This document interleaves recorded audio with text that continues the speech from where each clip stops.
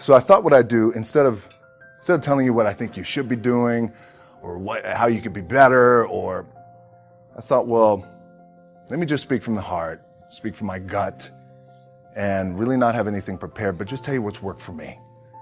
And maybe some of the stuff that's worked for me might work for you now, currently, presently, as you guys have your goals and ambitions further on down the line, as you guys continue to live your life. The first thing I would just want to say is this idea and this notion that you can be anything you want, you can accomplish anything you want, right? We hear that. You've heard that from the time you were little boys. You hear that now.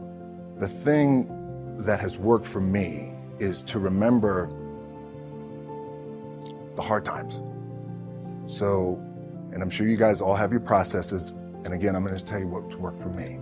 So before a big movie comes out, before, back in the days when I was wrestling with WWE, a WrestleMania match, anything big that would happen, I would always take a moment and I'd just remind myself, all right, I was evicted when I was 14. We were kicked off the island. We couldn't live in Hawaii. Had no place to live. A lot of shit happened then when I moved to Nashville. I was arrested multiple times by the time I was 16 years old. Like, I remember that. I would remember that. And it allows me then to be present in the moment and understand, holy shit, the stuff I have around me right now, this is the shit that I dreamed of when I was a kid. I am here. I played for University of Miami, played for great teams. Warren Sapp, Ray Lewis, they were my teammates. They were balling. Warren Sapp was playing tight end at that time. I was starting defensive tackle. Yeah, they moved him over to D-line. And he looked at me, he's like, yo, dude, I'm gonna take your spot. And I said, you ain't taking my fucking spot. He said, I'm gonna take your spot. I said, no, you ain't. We battled, and he took my spot. Now you can imagine how that fucked with me, because there goes my opportunity. He went in, switched to defensive tackle, lit the world on fire. Well, what that did, it crushed me, and it crushed my dreams. I had a piss poor senior year, zero production, no NFL, no combine invite, nothing. Finally went to the CFL, Calgary Stampeders, making $250 a week Canadian. When I got cut from Canada, I had $7 in my pocket. And I always tell that story. So now my production company is $7, advertising agency is $7, everything is $7. So I always remember that. What helps me is to keep the hard times in the front of my mind, because it allows me to go into these big moments that I've worked my ass off, and you guys have worked your ass off. It allows me to go into these big moments with a different perspective. What it also does for me, and again, this is what works for me. Like, I keep my back, excuse my language, my back is up against this motherfucker every day. Then there's nowhere to go but that way. That's it. But when you make it, for me, I need this. I need this. So every day, my back is up against this motherfucker. And this is how I operate. Now, doesn't mean you don't smile. Doesn't mean you don't laugh and joke. Quote, right? You're happy. I'm happy. I'm a happy guy. But when it comes to business and when it comes to executing, it's up against this. And I got to go that way. And I don't give a fuck who is in front of me. They're not going to stop me. Film gives me the biggest opportunity to make the biggest impact, global impact. I don't want to make small movies. I love and respect our movie business, but I want to make big movies that do well. And when they do well, it's not the money thing, because we have money, right? Money's good. Money's good. It ebbs and flows. It's the idea that I can impact as many people as possible with a big global movie. And when the global movie is touching $1 billion, that sounds good, right? It's good for the bank account. It's good for everybody involved. Everybody's getting their piece of cake. It's great. But what that does do, I know I'm impacting people around the world by giving them some good entertainment, making them feel good, leaving the theater floating. My last match in WWE, I'll share this with you guys too, is that, again, because there's a little bit of takeaway here from all this shit, is I wrestled John Cena. And I went in, I think it was 2013, I went in WWE champion, and we went in MetLife Stadium. We had a record-breaking attendance, which was amazing that night. We accomplished our goal. So I wrestled with John Cena. We had 45 minutes planned for the match. It's nonstop go, right? So your conditioning is tested. And at that time, I wasn't full-time in WWE. I was just doing these spot matches where I was still shooting G.I. Joe, I think, or Pain and Gain at that time. Had to travel in the ring, get all my ring work in, travel back to shoot Fast and Furious, then back, WWE Raw, doing those shows. The big build-up to WrestleMania against John. We get to MetLife Stadium. It's a big night. This is it. It's game night, right? It's championship night for me. 45-minute match planned out. There's no cut. There's no, all right, well, let's pick it back up tomorrow. You know, it's go time. It's just like you guys in a game. At the 15-minute mark, bang! I feel something popping. Boom! What the fuck? I'm laying there, and both of us are out. I said, oh, fuck, something's going on. And I stick my hand, that was 85,000 people. Right? And we're just laid out like this. I kind of roll over, I stick my hand down in my trunk just to see, I want to make sure that there was no bone sticking out. So if there's no bone sticking out, what the fuck? Something just happened. Referee comes over and he's like, Rocky, all right? I'm like, yeah, I think I'm all right. I said, fuck. I get up, I go to step, and I can't step. I can't do this. I have to use my leg like momentum. I gotta do that. So now in that moment, and you guys are going to have these moments, you probably already had them already, where you're in the game and you're in the thick of things and you got to make a decision. What I got to do? I'm going to stay in the game, committed to the team. I committed to my team, the entire roster, right? And in the world of wrestling, when you have a big show like this and you have a big main event that the entire show is based around, the wrestlers will come up to the two people in the main event at some point all throughout the night in the locker room and just be like, hey, thank you for the house. I appreciate it.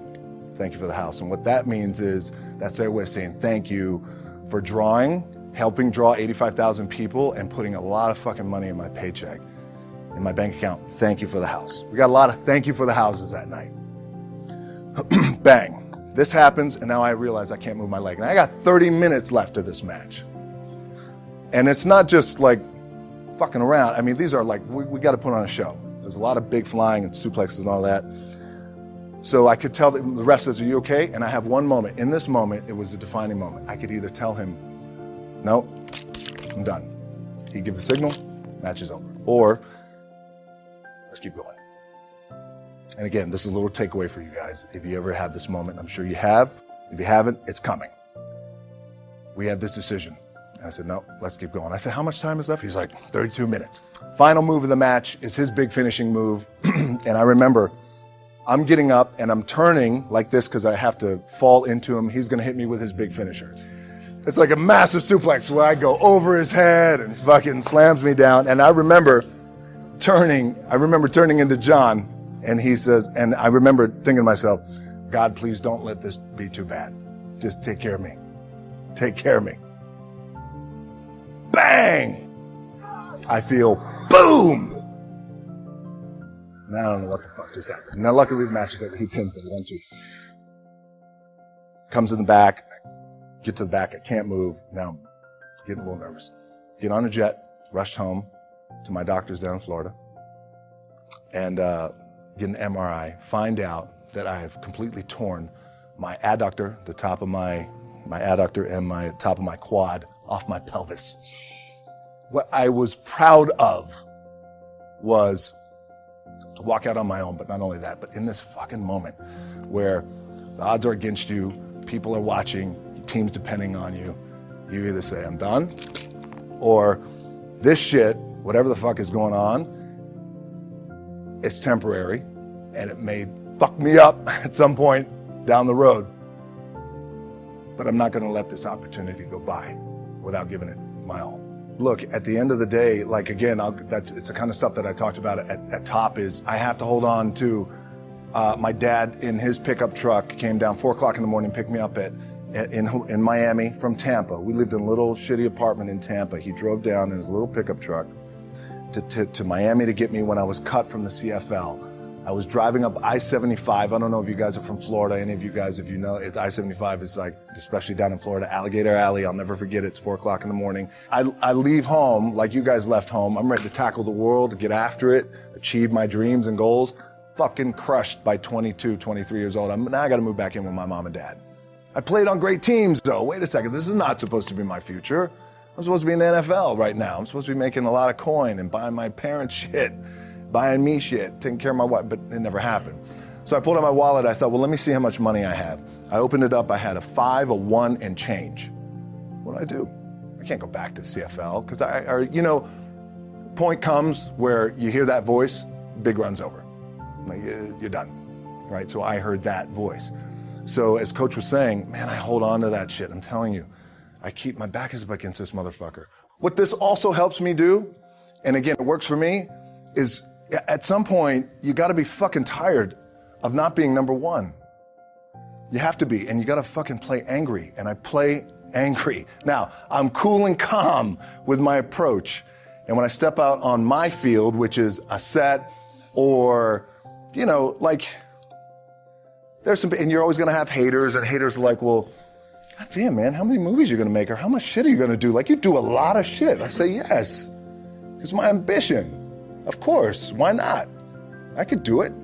Yeah, I love what I do. And not only that, but in what world do we not work every day? You gotta work every fucking day. It doesn't end. My back is up against this thing, and I started to play angry, by the way, and I still play angry. My last match, Brock Lesnar, transitioned, and I realized if I had to be great at something, I wanted to be great in this world of Hollywood and movie making and producing and entertainment, I had to commit, and like you guys have to commit. Obviously, you commit to something, commit to the goal. So I quietly retired. And at that time, I'll share this with you guys, and Will Smith is my boy, and I sat down at that time with the agency I was with, and they said, what do you want to accomplish? I said, I want to accomplish the world. I want the world, and I want Will Smith's career, and I said, and I mean this respectfully because I know he's here at this agency with us, I want to do it bigger and better. And they looked at me like I had 3 fucking heads, and they were like, okay. But I still stayed focused, and I still had still put in the hard work with my 2 hands, and that's it. But the one thing I do want to leave you with is, as you guys know, there's nothing you can't accomplish. The key for me, I think one of the keys is, remember where you came from, keep that shit in the front of your mind, and when shit goes bad and it goes sideways, a lot of shit does, you gotta keep it in here. And it really has to, it should drive you. It should. It works for me. It should drive you.